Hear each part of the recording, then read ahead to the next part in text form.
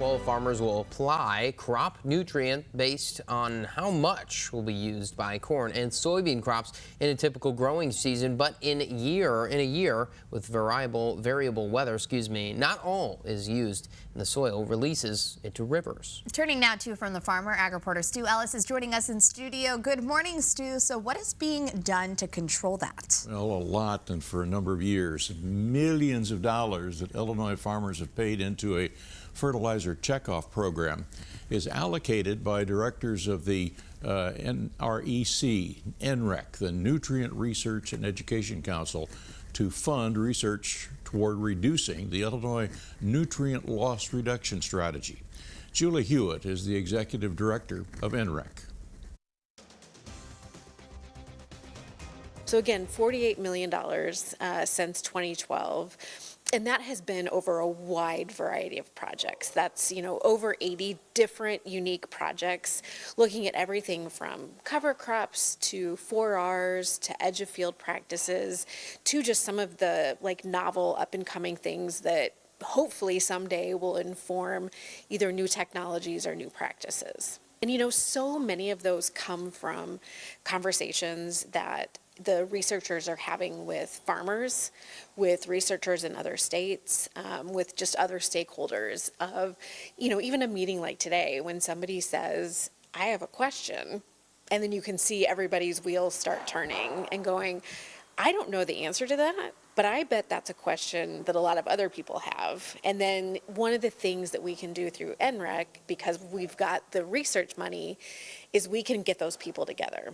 So, I can say, hey, I know somebody at SIU Carbondale that is working on something similar, and connect them with somebody at the University of Illinois or at Illinois State or Western or, even next door at Purdue. What are some of the projects that you've got going on this year that may result in something that could be in the field application as soon as next year? Yeah, so we've got a lot of projects that are ongoing, and a lot of them would revolve around how to better utilize cover crops. So, when to plant them, when to terminate them, really understanding what role they play, both agronomically and environmentally. New projects that are looking at how does sulfur increase the uptake of other nutrients? How can we be more efficient with our nitrogen applications by better managing sulfur? Knowing it's a whole system, right? And knowing how that all works together. And then we actually have quite a few new projects this year that are specifically focused on informing the nutrient loss reduction strategy. So one of them, the title is just Nutrient Loss Reduction Strategy 2.0. What do we need going forward? Looking at all of the science that's already out there, evaluating the removal rates, looking to see, do we need to update numbers? Do we need to replace numbers? Are there other practices that should be added in? And then, today we heard a lot about stream bank erosion. And so we have a lot of ongoing projects really throughout the whole state looking at various aspects of stream bank erosion and the role that it has in answering these questions.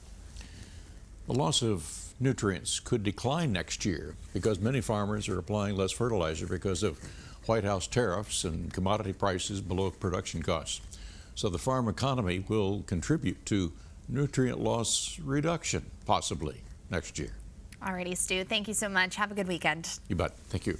You can, of course, catch this segment and all others. Just head on over to our website at WCIA.com.